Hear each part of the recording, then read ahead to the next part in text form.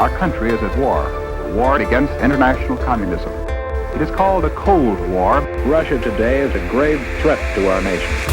Today, a new moon is in the sky, one of the great scientific feats of the age.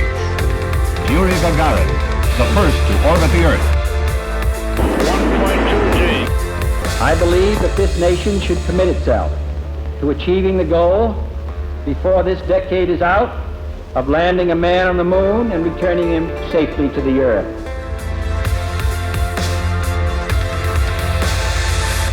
It's one small step for man, one giant leap for man.